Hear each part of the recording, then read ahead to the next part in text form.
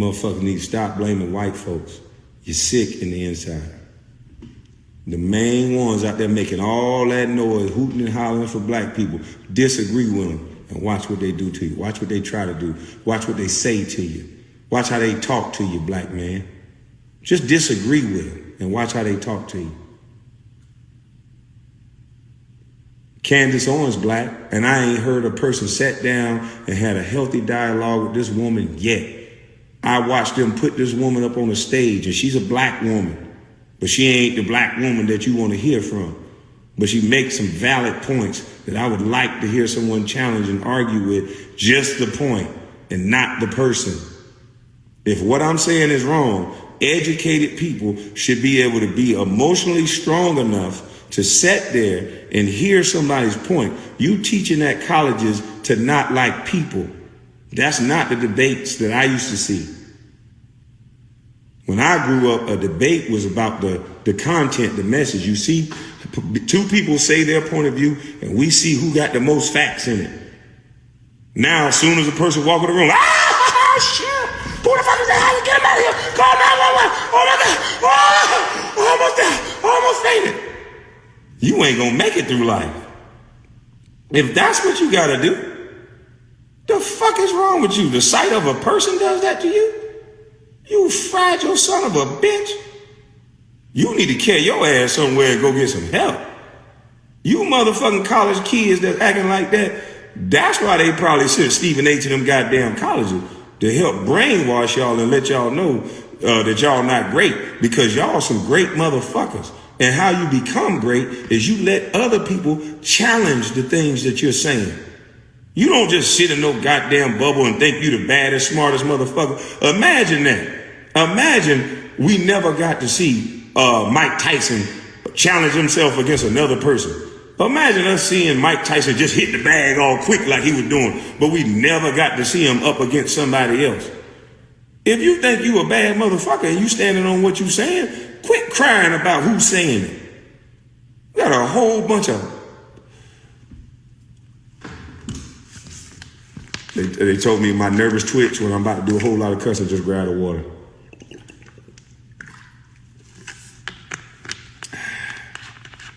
It didn't work. We got a whole lot of fucking pussies going on. What the fuck is wrong with y'all? The other day I did a video about Anthony Brian Logan talking about Kwame Brown. He was talking about Kwame Brown because Kwame Brown had something to say about Candace Owens, and basically that there's a lot of people who are critical of Candace Owens and refuse to even let her speak. I said I would address what Kwame Brown said separately, and that's what we're going to do now. Welcome to Escaping the Echo Chamber. So Kwame Brown made some good points that when you disagree, there are people who will come out and attack you. In fact, if you've been watching what Kwame Brown has been talking about, he's been talking about this go along, get along game. It's interesting because not too long ago, I did a video about what the black community needs. And I realized it became just amazingly evident last year that the leadership was the biggest problem. That you have leaders who aren't actually leaders, they're actually employees. And their job is to basically sell the black community, whether it be in votes or some other manner, to other interests. So you've got, people who are in the Congressional Black Caucus and who are political operatives in the Democratic Party.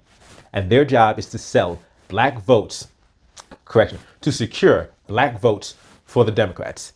Their job is not to serve the black community or black interests. Their job is to serve the Democratic Party and Democratic interests. That's their job. So they will couch Democratic agenda points and Democratic agenda policies and interests to the black community and say, hey, yeah, this is good for you, despite the fact that it's not actually good for us. In some cases, it's actually incredibly harmful for us in the black community, but it's great for the Democratic Party. It serves their interests. It gets them what they want to do. However, in fact, we're going to keep with that point. This is what Kwame Brown has been talking about. He's been talking about, because if you've listened to Kwame Brown and if you actually take a look back at some of his older videos, you'll realize he's not actually in the Democratic camp. So he stated that he's an independent. He doesn't just automatically go with the Democrat. He doesn't automatically go with the Republican. He looks at policies. That's a great way to be. Let's look at policies. Let's look at what they will do for us. Additionally, what Kwame Brown has been doing is actually paying attention to actual doing things on the ground to help people. To his point about Candace Owens, yes, there are a lot of people who will not even hear her speak and just automatically criticize her. However, Candace Owens is not without fault. You see, Candace Owens happens to say some really ridiculous things. So while Kwame Brown says nobody lets her speak, well, I don't think he said nobody. He specifically was pointing to some people. There is the fact that many people do let her speak. And when she speaks, she says either complete fabrications, lies, or just stupidity that is verifiably untrue and verifiably proven incorrect, inaccurate, or false. The point is, and I think that Kwame Brown hasn't touched on this yet. He hasn't touched on the fact that, one, there is not just one get along gang. And even if there is one gang, there's different sets.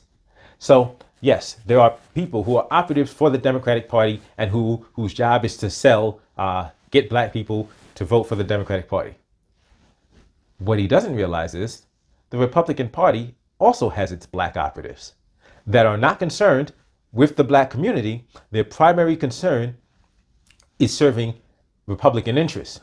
So that is why you have people like Candace Owens, like Brandon Tatum, whose job, and they have secured jobs with the Republican Party under the guise that they are going to get black outreach. But the Republican Party isn't as concerned with that, as it appears that the Republican Party is still operating from its Lily White days and its Lily White phase. Now, if you're not familiar with the Lily White phase, this is not something I've made up. It's funny. I've been on the internet over the past couple of days and seen educated, conservatives talking about. And when I say educated, I mean that they actually know the history of the Republican Party. They actually know American history, and they're contrasted to people like Candace Owens and Brandon Tatum, who are nothing more than culture warriors. They don't know policy. They don't discuss policy. They discuss hot button topics just to get people riled up and to play on people's emotions, which is why they don't debate freely, because they get crushed in debates if we're actually dealing with substance and policies. But these educated conservatives have been talking about things like the Lily Whites. And so you have black conservatives who are talking about why they know that black people are not in the Republican Party, and they mention the Lily Whites. And you have conservatives who will attack them and say, oh, that's racist. Why are you just judging people by color? It says, no, whoa. Lily White, I didn't invent that term. Like, this is what they called themselves. This was a group of the Republicans. This was an actual movement of Republicans to get black Republicans out of the Republican Party. That's where history comes on. That's where knowing your history is very important. And you've got so many Republicans, so many conservatives who don't know their history. And it shows because they follow people like Candace Owens and Brandon Tatum. But the Lily White movement was an actual movement where they wanted to get black grassroots out, and they wanted to get black politicians out of the GOP. They wanted to get black Republican leaders out of the GOP, and they went on a concerted effort of ridding the party of black people. This is an actual thing. This was an actual thing. However, there are many people that are still operating with that intent. That is why you have your Candace Owens, your Larry Elders, your Brandon Tatums, because they know these people will say the most hateful, the most derisive, the most condescending stuff about black people to alienate black people from the GOP. They don't even realize that that's their job. They're doing it because they don't want competition. They're afraid of, Candace Owens is afraid of somebody like a Sonny Johnson showing her up to be a know-nothing, showing her up to be an absolute vacuous, empty vessel. So she doesn't want somebody like Sonny Johnson on the scene who can actually speak about American history, Republican history, and policy, people that actually know policy. So they must protect their positions by alienating everybody else and telling lies about other Black conservatives and the Black community as a whole.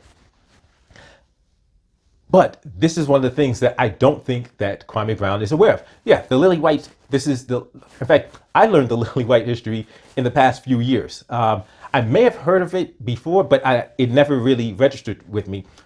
Over these past few years, I've heard more and more about it and actually done some looking research into it. And it's like, wow, yeah, this was a real thing. And this is what the Republican Party isn't talking about. But they'll talk about, in fact, the Democrats will talk about a party switch where everybody seems to want to forget about something like the Lily White movement. But to Kwame's point about people not giving Candace Owens a chance, in the Revolt, and I don't know if he spoke about her being brought on stage. I don't know if he's speaking about the Revolt Summit. Because at the Revolt Summit, yes, Candace Owens was in attendance. She was on stage. And they said, okay, what do you think? The interesting thing was, I think it was Killer Mike that asked the question. He says, okay, you're talking about Make America Great Again. When was America great? It was either Killer Mike or T.I. But when Candace Owens started stalling, because Candace Owens doesn't know history. Candace Owens didn't have an answer. Candace Owens uses talking points. So that is why she started stalling. She started going roundabout, and then he interrupted her. I think he should have let her continue to flail around and make it completely evident to everybody that she had no answer. I think his interruption shouldn't have been, oh, I don't like what you're saying. His interruption should have been, okay, wait a minute. Are you going to get to the point? When was it great again? That's what he should have focused on. So yes, to Kwame's point, he allowed Candace, because Candace was just saying some frivolous stuff that got him, annoyed. Like, what are you saying? Like he said, you started with some bullshit. And whether that was her point, whether that was her intention or not, she was stalling and she didn't have an answer. So then after Killer Mike actually provided his answer, she said, yes, yeah, that's when it was great. And he said, whoa, Candace. You had the opportunity to answer the question and you didn't have this answer. You didn't know this information. So stop. The question was asked of you and you didn't have an answer. So you see, the point is, it's not that Candace is always being silenced. It's that Candace, when given the opportunity, doesn't have anything of substance to say. I do have a prediction that Kwame Brown will soon find that out. I have a prediction that Kwame Brown, if and when he has contact with Candace Owens, he will find out that she's an empty vessel, that she's about nothing.